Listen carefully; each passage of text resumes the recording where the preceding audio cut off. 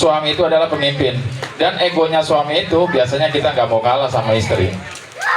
Ya, contoh aja nih, kalau misalkan contoh, biasanya kalau suami makin dekekang, makin jadi, biasanya gitu.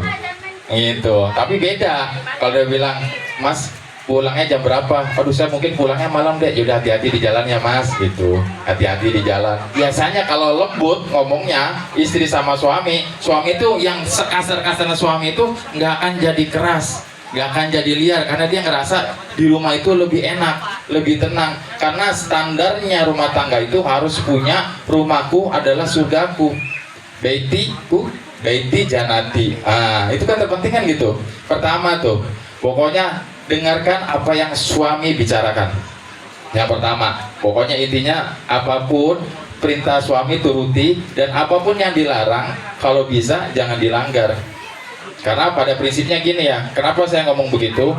Rumah tangga ibadah adalah rumah tangga yang paling terlama, dan cobaan paling pertama selama rumah tangga itu adalah 2 tahun pertama adalah cobaan yang paling terberat. Berapa banyak artis-artis kalau ukur kebahagiaan itu adalah hal yang kaya, ya enggak, yang sudah kaya raya pun masih bisa bercerai. Kalau dipikir bukan ekonomi, duitnya banyak, rumahnya mewah, pendapatannya miliaran, kok masih bisa cerai? Apa sih yang dicari? Apa yang dicari? Iya, kalau dipikir apa yang dicari? Makan nggak pernah kekurangan. Nah, tapi kan segala sesuatu apa? Berarti kan punya ego masing-masing. Itulah. Nah, rumah tangga itu kan harus cari persamaan, bukannya perbedaan. Tuh. Jadi harus punya standar. Jadi kita kalau, Mas, kita komitmen ya, dari sekarang sampai nanti apapun yang terjadi kita siap terima. Kekurangan kita siap terima, ya enggak. Kalau bisa nih, kita jangan pernah bicara sama siapapun, sekalipun orang tua kita. Dan yang paling terpenting, orang tua nggak boleh ikut campur tangan dalam urusan rumah tangga anak. Karena berapa banyak sampai detik ini orang tua ikut campur. Jadi kalau anaknya datang ke rumah dan cerita atau curhat, diiyakan, itu yang nggak boleh. Saya ingat banget dulu, waktu saya nikah udah lama sekian tahun, terus malam datang ke rumah bapak saya ngobrol sama bapak saya sampai jam 2 malam. Saya nggak cerita tentang keluarga saya, tidak ngobrol seperti biasa aja. Terus bapak saya tanya, kamu besok nggak kerja? Kerja Pak. Ini udah jam 2, kamu kok nggak pulang? Terus bapak saya jawab, terus saya bilang, saya mau nginep di sini Pak. Oh nggak usah, pulang. Saya nggak terima anak saya tidur di rumah saya sendiri. Kalau kamu tidur di rumah saya, bawa anak istrimu ke sini. Pulang. Di situ orang tua saya tuh dididik saya tuh seperti itu. Jadi kamu sudah punya keluarga sendiri, urus keluarga kamu, ya enggak. Bapak nggak mau ikut campur, terserah. Begitu juga mertua juga sama harusnya. Jadi kalau begitu, karena gini, bukan apa-apa ya. Kalau nanti satu sisi ada yang lapor ke orang tuanya, baik ke mertuanya, ya enggak, itu sudah memberikan isyarat mantu saya tidak baik. Karena laporan dari anaknya. Ya, kalau dapat mantu yang orang mertua yang netral, mungkin dia nggak terlalu banyak diambil pusing, udah nggak apa-apa. Tapi kalau dapat mertua yang mengiyakan, itu akan bahaya. Emang tiba-tiba datang si Neng, mah si Amo gini. Kenapa emangnya? Iya. Lagian kamu kok bisa ya gitu? Berarti kurang ajar dong si A sama kamu gitu. Biar nanti kalau datang ke sini mama ceramain, itu nggak boleh Bu. Gak boleh itu. Kalau bisa, Neng, ya kan kamu udah komitmen, udah rumah tangga, jadi segala sesuatunya dipertimbangkan. Itulah rumah tangga, harus bisa mandiri. Jadi gimana tuh Mama? Ya coba gimana dirembukin.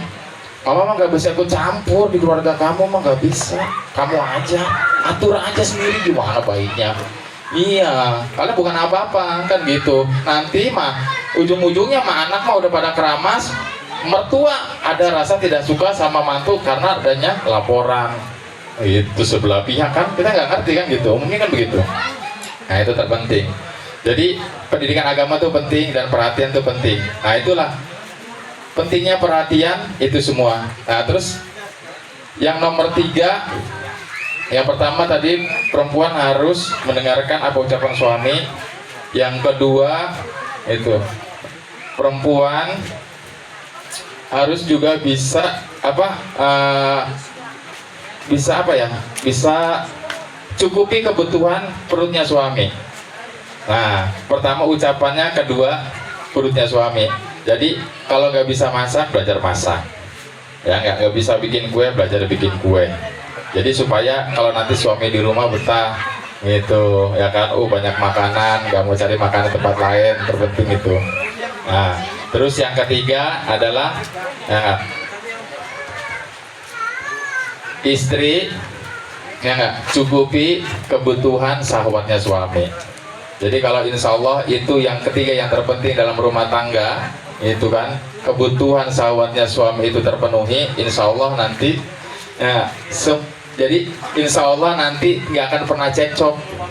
Karena berapa banyak yang sampai detik ini seperti itu ya nggak, kenapa sih kamu sama suami kamu cekcok, sama istri kamu cekcok, aduh istri saya kurang harmonis, suami saya kurang harmonis gitu. Jadi banyaklah macam dan caranya. Jadi setan aja punya standarisasi.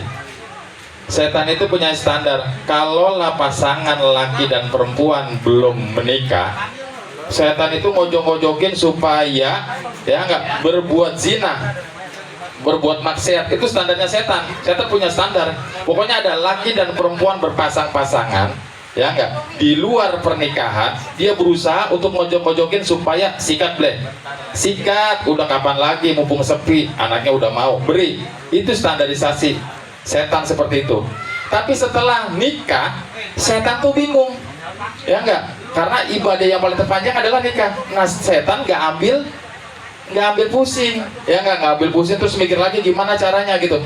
Dan setan standar yang keduanya, dia harus bisa memisahkan pasangan yang resmi.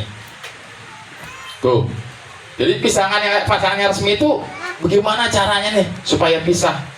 Ya nggak, nanti digoda dengan orang ketiga, nanti digoda sama kiri dan kanan, nanti digoda sama yang lainnya. Jadi kalau misalkan di rumah tangga itu banyak banget ujiannya, kedepannya akan mendapatkan masalah yang akan dijalaninya itu. Jadi kalau misalkan istri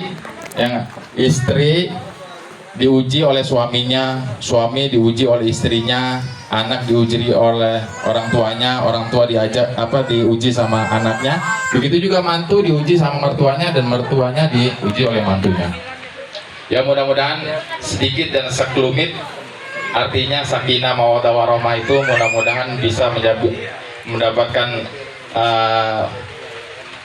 ibroh untuk kita semua, dan juga untuk pembelajaran dan kita semua. Dan mudah-mudahan apa yang dicita-citakan sama kedua mempelai, Allah kasih keberkahan, kasih keselamatan, kasih sehat serta umur panjang. Amin. Sampai dengan maut memisahkan. Amin. Karena kita setelah ijab kabul, jangan cuman sehatnya, matinya aja kita sudah siap, kita sudah menanggungnya. Jadi artinya bukanlah cuma di dunia kita dipertanggungjawabkan, sampai dengan akhirat kita akan dipertanggungjawabkan.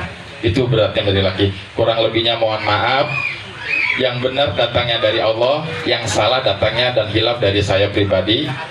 Wabillahi taufiq wal hidayah. Wassalamualaikum warahmatullahi wabarakatuh. Waalaikumsalam warahmatullahi wabarakatuh.